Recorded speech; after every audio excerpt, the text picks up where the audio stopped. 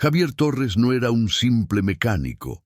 A sus 32 años, en el concesionario deportivo Rojo en la calle Serrano de Madrid, era más bien el cirujano jefe de los vehículos de alta gama más exclusivos de España.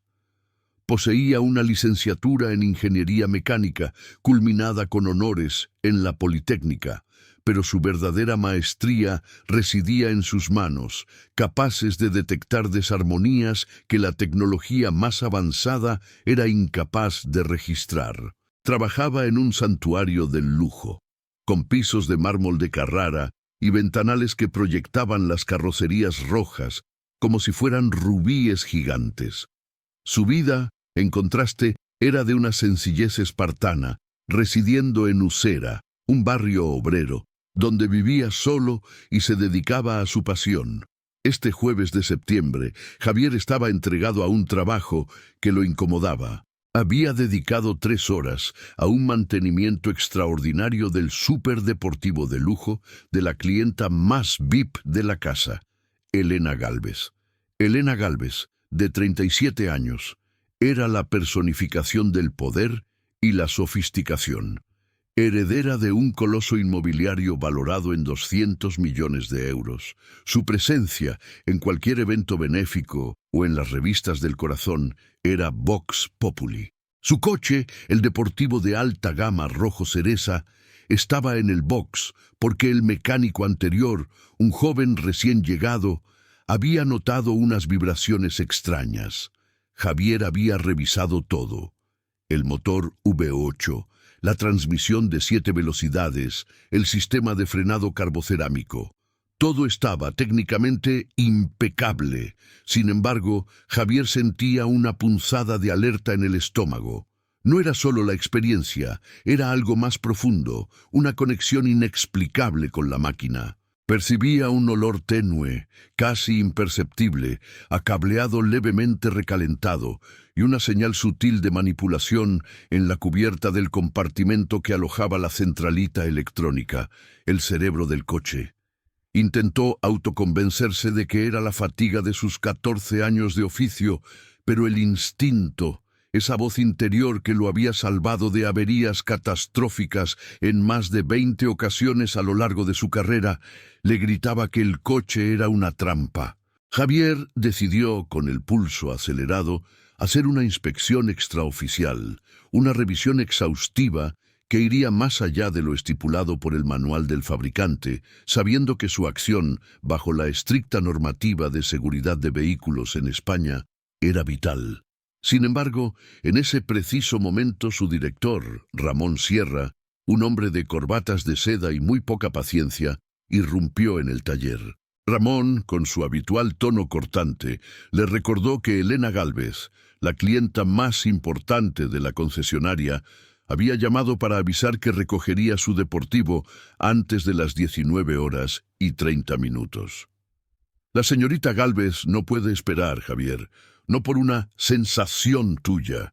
El informe dice que el coche está perfecto. Deja de buscar fantasmas y sácalo al aparcamiento VIP inmediatamente, espetó Ramón, priorizando la facturación y la lealtad comercial sobre la precaución, una actitud que, de ser descubierta por las autoridades españolas, acarrearía graves responsabilidades. Javier apretó los dientes, frustrado, pero profesionalmente obligado a acatar la orden de su superior. Dejó el coche reluciente en la zona de estacionamiento reservada, con su carrocería roja brillando bajo los focos de la recepción. A las 19:25, un elegante vehículo negro se detuvo frente a la entrada. Bajó Elena Gálvez. Javier la observó desde el box lateral, fascinado por su aura de riqueza inexpugnable, alta, con un vestido azul eléctrico valorado en varios miles de euros y unos tacones que resonaban sobre el mármol como pequeños martillos. Vio cómo firmaba los papeles de entrega con total despreocupación y se dirigía hacia su deportivo. En el instante en que Elena estaba a escasos 5 pasos del vehículo, el corazón de Javier dio un salto mortal. El detalle de la centralita, el olor a cableado, la conexión se hizo con la rapidez de un rayo. Si alguien quería que la señora Gálvez abandonara este plano terrenal de forma violenta, simulando un accidente, un dispositivo incendiario o explosivo conectado al sistema de encendido, el mismo que la llave electrónica activaría al abrir la puerta, sería la trampa perfecta. El pánico lo paralizó solo por un segundo que la legislación de auxilio en España castiga, pero su instinto superior se impuso. Sin tiempo para gritar una advertencia compleja o llamar a seguridad, lo que habría retrasado la acción lo suficiente para que la tragedia se consumara, Javier se lanzó a la carrera como un rayo desde el taller, rompiendo toda la etiqueta y protocolo de un concesionario de lujo. Cruzó el estacionamiento gritando su nombre a pleno pulmón. Una figura frenética con su mono de mecánico azul manchado de grasa. Elena, al verlo, se giró con una expresión de pura indignación. Con la mano ya a punto de tocar la manija de la puerta, lista para llamar a seguridad o, peor aún, a su abogado por acoso. Javier no se detuvo. Su objetivo era sacarla de la zona de peligro. La alcanzó, la agarró con una fuerza desesperada del brazo y la tiró hacia atrás violentamente, haciendo que ambos cayeran al suelo pulido, a una distancia de 4 metros del deportivo. En el aire se escuchó el grito de furia de Elena justo antes de que, en un estallido sordo y atronador, el vehículo se convirtiera en una gigantesca flor de fuego y humo negro. La explosión no fue un mero estallido, fue una liberación violenta de energía. El coche, valorado en más de 300.000 euros, quedó reducido a un esqueleto carbonizado en menos de 5 segundos. La onda expansiva hizo añicos los cristales blindados del concesionario, activando todas las alarmas antiincendios y de robo a la vez, creando un pandemonio de luces rojas, sirenas y chorros de agua. Fragmentos de fibra de carbono y cristal llovieron a su alrededor, pero Elena y Javier estaban a salvo. Un milagro, impulsado por el instinto y la rapidez física de Javier. Él, instintivamente, había utilizado su cuerpo como escudo protector al caer. Aturdido por el zumbido en los oídos y el sabor metálico del aire, Javier ayudó a levantarse a Elena. Ella temblaba de pies a cabeza. El shock había reemplazado a la indignación. Tenía un pequeño corte superficial en la frente, pero estaba completamente a salvo, una hazaña que desafiaba toda lógica estadística. El personal del concesionario, incluido Ramón Sierra, salió corriendo, el rostro de este último pálido como la cal ante la magnitud de la catástrofe y la inminente investigación judicial. El lugar se convirtió en el centro de atención de toda la ciudad de Madrid. En cuestión de 8 minutos llegaron la Policía Nacional, los bomberos y 2 ambulancias. El protocolo de seguridad en España, especialmente en un atentado en pleno centro de la capital, es inmediato y riguroso. Javier y Elena fueron trasladados al hospital de urgencias más cercano para una revisión exhaustiva. El diagnóstico fue favorable. Contusiones menores, un shock leve, pero vivos, indemnes, salvados por una fracción de segundo. En el caos del hospital, sentados uno al lado del otro envueltos en mantas térmicas que olían a humo y adrenalina, Elena miró a Javier. Ya no lo veía como al mecánico al que casi abronca, lo veía como su ángel guardián. Le costó 3 intentos lograr articular palabra, la voz estrangulada por la emoción, para agradecerle el haber arriesgado su propia vida para salvar la suya. Javier, incómodo con el heroísmo, minimizó su acto, insistiendo en que solo había escuchado su instinto, esa corazonada que le decía que el coche, su pasión y su vida albergaba una fatalidad. Pero ambos sabían la verdad. La mayoría de la gente ignora esos avisos sutiles. El inspector Ricardo Sanz, de la Policía Judicial, un hombre de mirada cansada pero astuta, se presentó para tomar declaraciones. Las preguntas eran las previsibles en un caso de aparente terrorismo o atentado planificado en España. ¿Qué había visto Javier? ¿Por qué la sospecha? Y lo más importante, ¿quién querría ceifar la vida de Elena Gálvez de una manera tan espectacular y premeditada? La policía y los técnicos artificieros confirmaron rápidamente lo que Javier ya sabía. La explosión no fue un accidente. Fue un dispositivo deliberadamente instalado, con la intención de simular un fallo mecánico catastrófico para que la investigación, siguiendo la lógica judicial actual en España, se cerrara rápidamente, sin levantar demasiadas sospechas sobre el entorno personal y financiero de la víctima. La investigación de la Policía Nacional se lanzó inmediatamente. Elena Gálvez era la heredera de una fortuna de 200 millones de euros, lo que automáticamente la colocaba en el centro de un conflicto de intereses. El foco se puso en tres personas clave.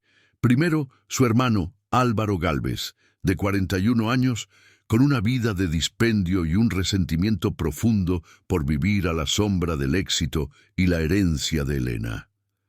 Álvaro había estado impugnando el testamento de su padre, Antonio Gálvez, quien había fallecido hacía 3 años. Luego estaba Fernando Castro, el exnovio de Elena, de 43 años, un empresario obsesivo cuya propuesta de matrimonio había sido rechazada 6 meses antes, llevándolo a un estado de control y acecho que Elena había tolerado por miedo al escándalo público. Finalmente, existían los enemigos comerciales, como Gonzalo Peñas, el jefe de un grupo competidor que Elena había superado en una gran operación inmobiliaria, haciéndole perder 50 millones de euros y que había prometido destruir a los Gálvez. La policía, trabajando con la máxima celeridad y bajo la dirección del juez de instrucción, comenzó a desentrañar el complejo entramado de motivos. En medio del frenesí de la investigación, con Elena bajo protección policial y Javier siendo el testigo principal, se fraguó una relación inesperada. Elena estaba aterrorizada y desorientada y no dejaba de preguntar por Javier. Tras 3 días de interrogatorios separados, el inspector Sanz permitió un encuentro en una sala segura de su hotel bajo vigilancia discreta, respetando siempre el debido proceso legal en España. Elena apareció vestida de forma sencilla, sin el maquillaje de alta sociedad, pareciendo por primera vez una mujer normal. La conversación trascendió el agradecimiento superficial. Se convirtió en una confesión íntima de la vacuidad de su vida de opulencia. Elena le dijo a Javier que envidiaba su vida simple, su autenticidad y el hecho de que su trabajo se basaba en la verdad tangible de los metales, no en las mentiras de las finanzas y los salones de la élite madrileña. Le preguntó con una intensidad desarmante si podía confiar en él.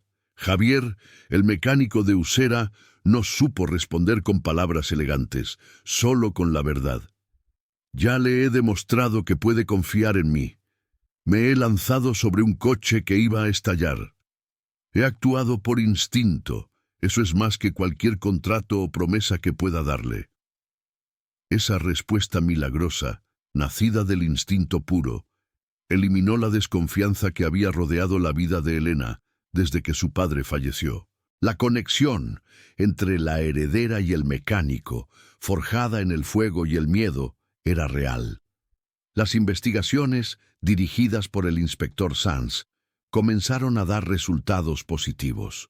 Se descubrió que un joven aprendiz del concesionario había sido pagado con 10.000 euros en criptomonedas para dejar una puerta lateral abierta durante 20 minutos, creyendo ingenuamente que se trataba de un simple robo.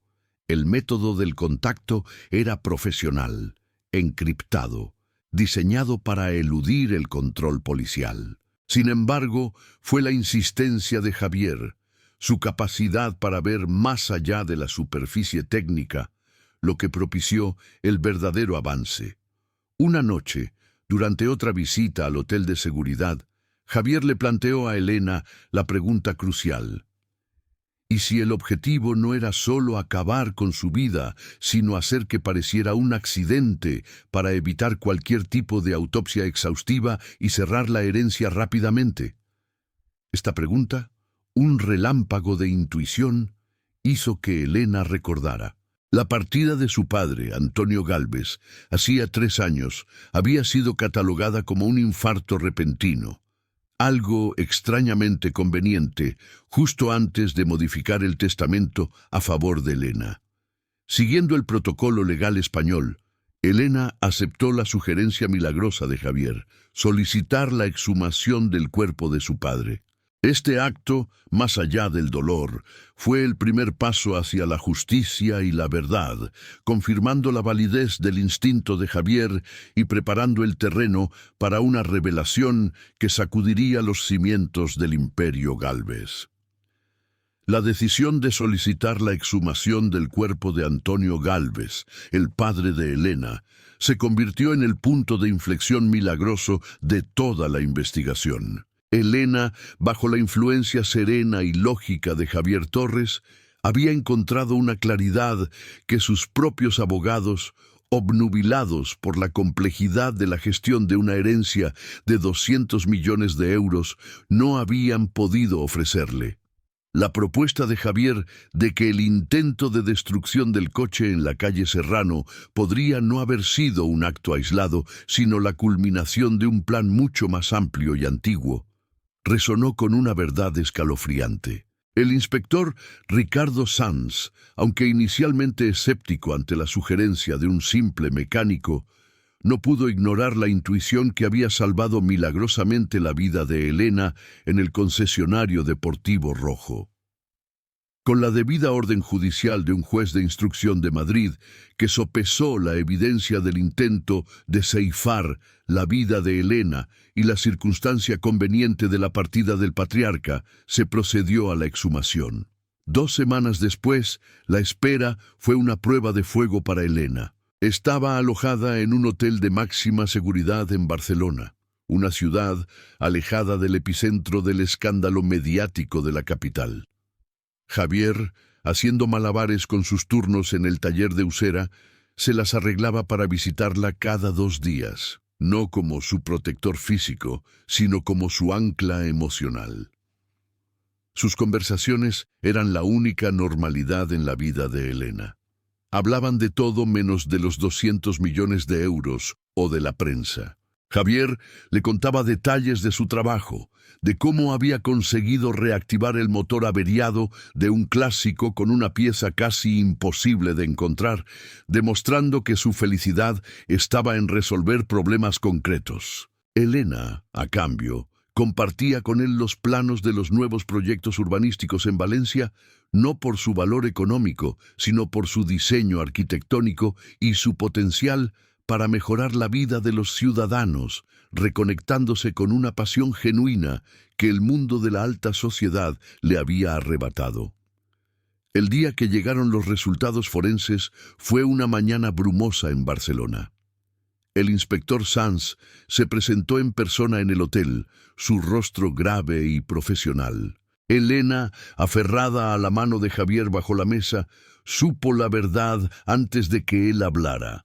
Los análisis confirmaron con una claridad científica irrefutable que Antonio Gálvez no había fallecido de un infarto natural.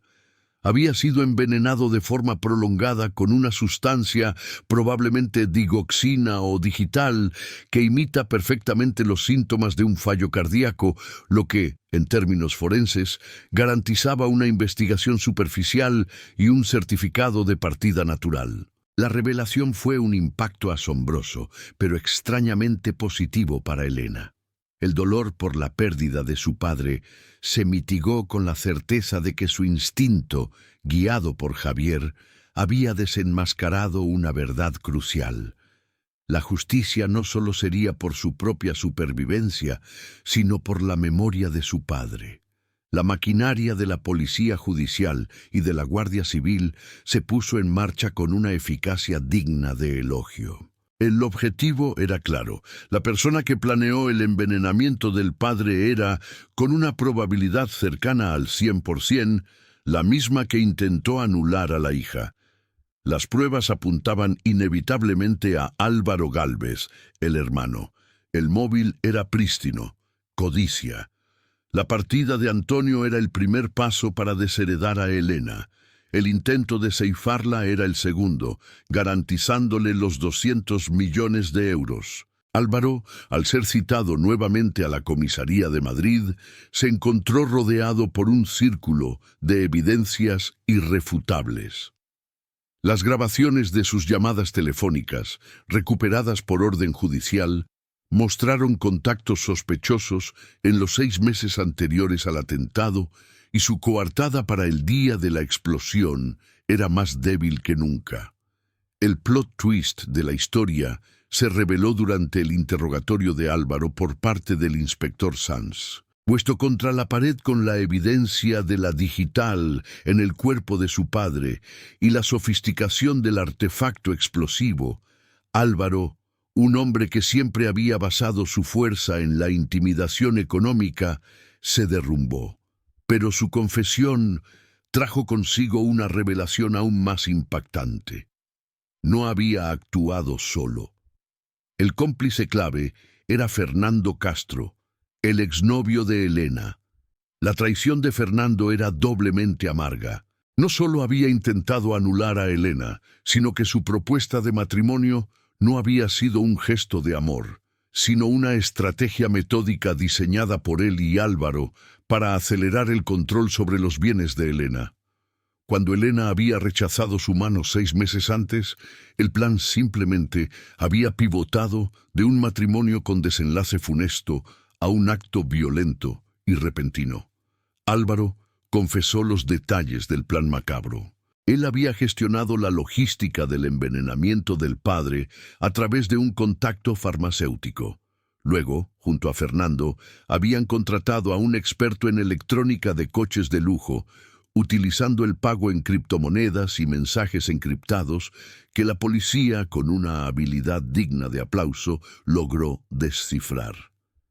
El objetivo era que pareciera una falla en un coche de alta cilindrada, eximiéndoles de culpa y garantizando que Elena abandonase este plano terrenal sin dejar cabos sueltos. La confesión de Álvaro y la subsiguiente detención de Fernando Castro al día siguiente en su elegante despacho en el barrio de Salamanca fue un triunfo rotundo para la justicia española.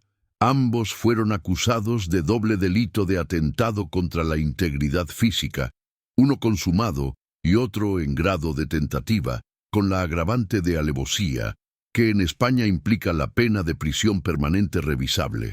La noticia del doble arresto y la verdad sobre la partida de Antonio Gálvez causaron un seísmo mediático, poniendo fin a la fase de terror y abriendo una etapa de sanación para Elena.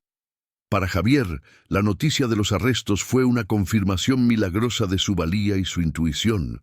Demostró que su conocimiento práctico, su saber hacer con las manos, era tan valioso como cualquier título universitario o cuenta bancaria. Él no era solo el hombre que había salvado a Elena de una explosión, era el catalizador que había llevado a la justicia la partida de su padre.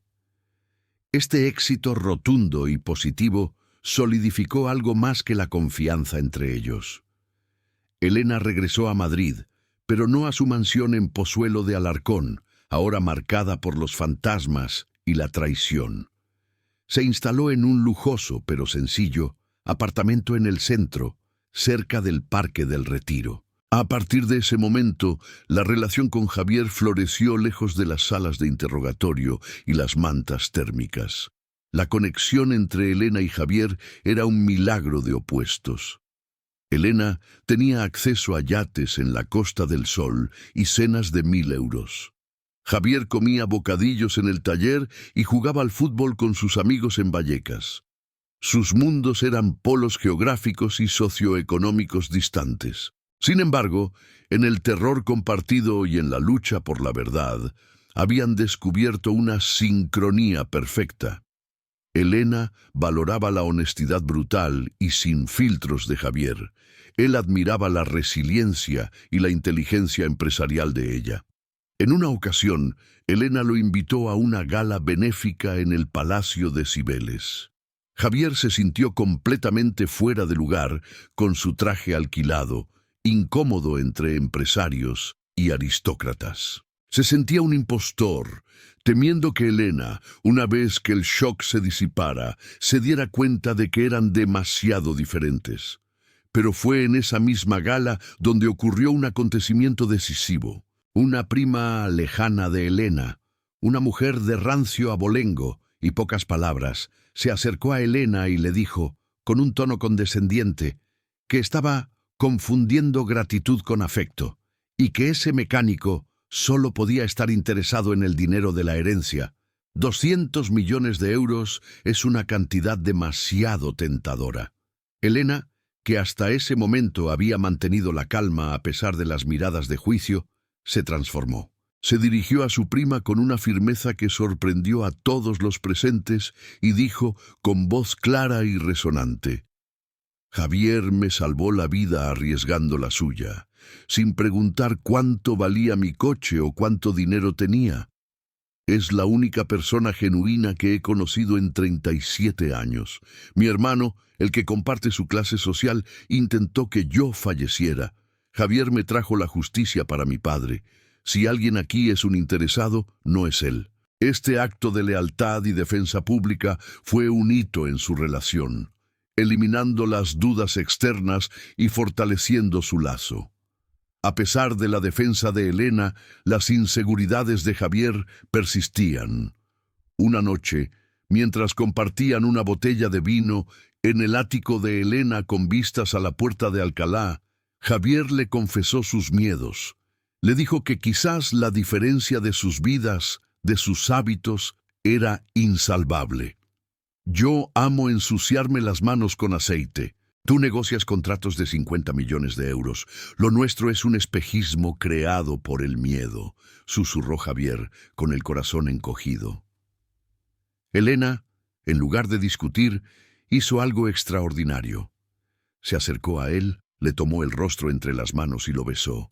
Un beso suave al principio, luego apasionado, que borró las distancias sociales, los 200 millones de euros y las cicatrices del trauma. Toda mi vida he estado rodeada de gente suficiente, suficientemente rica, suficientemente poderosa, suficientemente a la moda, le dijo Elena mirándolo a los ojos con una profundidad asombrosa. Y todos me traicionaron o intentaron ceifar mi existencia. Tú, el insuficiente para mi mundo, fuiste el único que corrió hacia el peligro, sin un plan, solo porque era lo correcto. No eres el efecto de un trauma, Javier. Eres el milagro que me ha enseñado a vivir de verdad. Adil, en ese momento Javier supo que a pesar de las diferencias, su destino estaba irrevocablemente unido. El trauma de la explosión se había convertido en una bendición, una solución positiva que había destruido las vidas de sus traidores y había unido sus almas. El juicio de Álvaro Gálvez y Fernando Castro estaba a punto de comenzar, prometiendo un final justo y reparador para Elena. La fase de terror había terminado. El amor, contra todo pronóstico y a pesar de las sentencias de la sociedad, había comenzado a florecer. El juicio contra Álvaro Gálvez y Fernando Castro se celebró en la Audiencia Provincial de Madrid y se convirtió en un espectáculo mediático que paralizó a la sociedad española durante 3 semanas.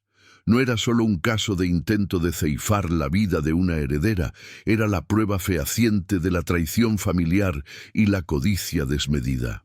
Elena Gálvez, lejos de esconderse, asistió a cada sesión, acompañada siempre por Javier Torres, cuya presencia en el tribunal, con su aura de honestidad obrera, contrastaba notablemente con la pompa legal. El testimonio de Javier fue el milagro que inclinó la balanza. Explicó con precisión técnica y emocional la intuición que lo había obligado a actuar, el olor a cableado anómalo, la señal diminuta en la centralita. Su relato, desprovisto de dramatismo, pero cargado de verdad, convenció al jurado de que el acto de Javier no fue casualidad, sino el resultado de una alerta profesional que salvó 2 vidas. La condena fue inapelable. Prisión permanente revisable por el envenenamiento que condujo a la partida de Antonio Gálvez y el intento de anular a Elena. La justicia, aunque tardía, trajo consigo una sensación de paz y cierre emocional para Elena, un acontecimiento milagroso que le permitió dejar atrás el trauma y enfocarse en el futuro. Este éxito legal fue el inicio de una serie de soluciones positivas y radicales en la vida de Elena. El primer gran cambio se centró en su vasto imperio. Elena se dio cuenta de que la inmensa riqueza de 200 millones de euros de su familia había sido la raíz de toda la maldad. Siguiendo un impulso puramente ético y consensuado con Javier, tomó una decisión audaz. Vendió la fastuosa mansión en Pozuelo de Alarcón, un lugar que albergaba demasiados fantasmas de la traición. El producto de la venta fue invertido, en parte, en una fundación dedicada a la promoción de la honestidad y la excelencia técnica en la formación de jóvenes profesionales, un homenaje al valor y al instinto de Javier. Además, delegó la gestión diaria de su empresa inmobiliaria a un consejo de administración de su confianza, manteniendo solo el control mayoritario y estratégico. He pasado demasiados años persiguiendo la cifra de 200 millones, les dijo a sus sorprendidos socios. Ahora quiero perseguir una vida de verdad. Este acto de desapego generó un torrente de respeto, tanto en la prensa seria como entre sus empleados, y fue el primer paso para su refundación personal. El siguiente paso fue la reubicación milagrosa de su vida junto a Javier. Elena eligió dejar Madrid y sus presiones sociales para mudarse a Valencia, una ciudad vibrante y menos asfixiante. No compraron un ático de lujo con vistas al Mediterráneo, sino un espacioso y luminoso apartamento en una zona céntrica y tranquila. Este cambio de residencia, que llevó a la heredera a abandonar el epicentro financiero del país, demostró la seriedad de su compromiso con Javier. Y lo más hermoso, el taller de Javier en Usera no solo siguió siendo su lugar de trabajo, sino que se convirtió en su santuario. Elena, con su instinto empresarial, le propuso un plan de expansión y modernización, financiando con solo una pequeña parte de su fortuna la apertura de un segundo taller, especializado en la restauración de clásicos, la verdadera pasión de Javier. Él aceptó, pero con una condición. El proyecto se ejecutaría paso a paso, con un préstamo bancario que él mismo pagaría, rechazando cualquier regalo directo de dinero. La integridad de Javier era innegociable, y Elena lo amaba aún más por ello. Los meses siguientes se convirtieron en una aventura de descubrimiento mutuo y superación de las diferencias de clase. Elena se propuso aprender a cocinar, con resultados iniciales desastrosos que llenaban el apartamento de humo y risas. Javier, a su vez, la introdujo en su mundo. La llevó a ver partidos del equipo de fútbol local, donde Elena, que no entendía la regla del fuera de juego, gritaba los goles con una alegría contagiosa. Las vacaciones no fueron a las Maldivas como antes, sino a una casa rural en las montañas de Asturias, donde descubrieron el senderismo y las fabadas caseras. A pesar de sus diferencias, funcionaba. Si ella se sentía incómoda al usar el coche de 20.000 euros de Javier, él se sentía igualmente fuera de lugar cuando ella pagaba una cena de 300 euros. Aprendieron a ceder. La mitad de los fines de semana se cenaba en el mesón de la esquina y la otra mitad en un restaurante con estrellas Michelin. Su amor se construyó sobre la base sólida del respeto, la atracción y, sobre todo, la verdad incuestionable que los había unido. 2 años después de la explosión, con la vida de Elena totalmente transformada y su felicidad innegable, Javier decidió que era el momento. No planeó una pedida espectacular en un yate o en un restaurante de lujo. Sabía que Elena valoraba la sencillez y la autenticidad que la riqueza nunca pudo darle. La llevó a un lugar con un significado profundo para él, el viejo barrio de Vallecas donde había crecido. Le mostró el portal de su infancia, el parking del bar donde había tenido su primer trabajo, y allí, bajo la luz de un farol, Javier se arrodilló.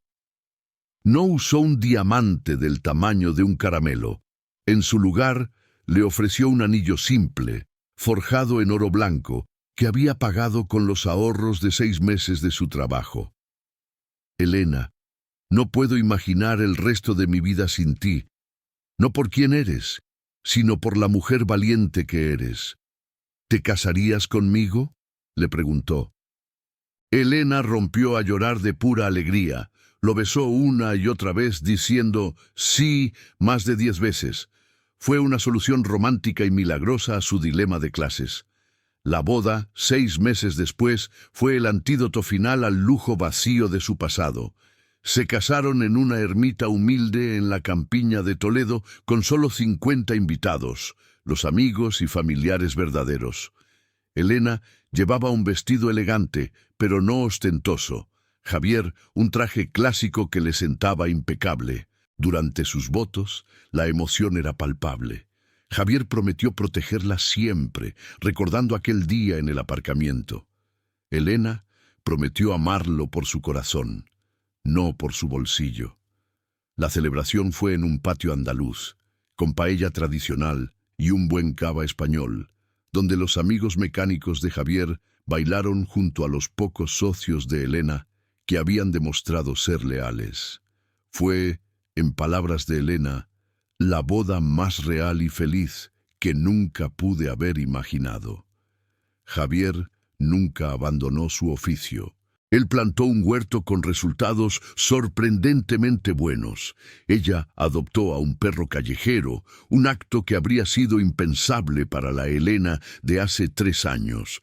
3 años después de la boda, su felicidad se completó con el nacimiento de una hija a la que llamaron Ángela, un nombre que simbolizaba el ángel guardián que Javier había sido para ella.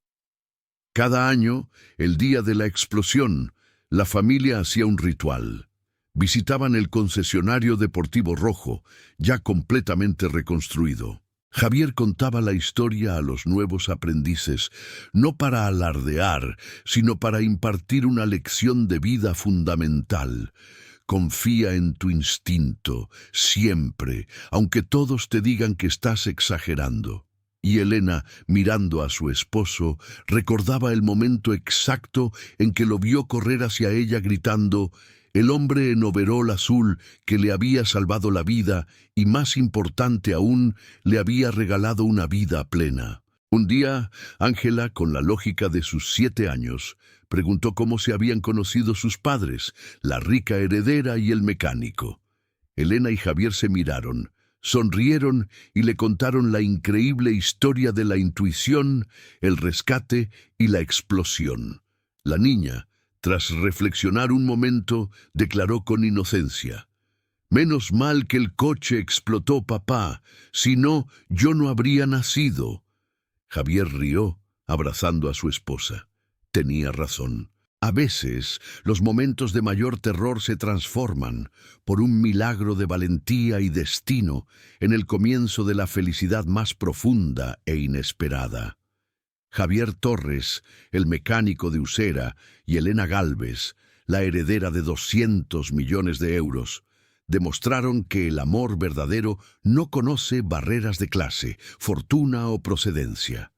Habían encontrado un final feliz, inspirador y esperanzador, un testimonio de que la integridad y el coraje valen mucho más que cualquier fortuna. La cicatriz de Javier en el brazo, recuerdo de las esquirlas, no era un signo de trauma, sino el emblema de una elección heroica, la elección de la vida, de la verdad y de un amor que floreció entre las cenizas.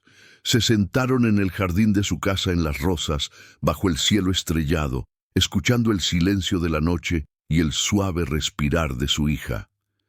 Elena recostó la cabeza sobre el hombro de Javier y susurró: «Lo haría todo 1000 veces más, mi amor».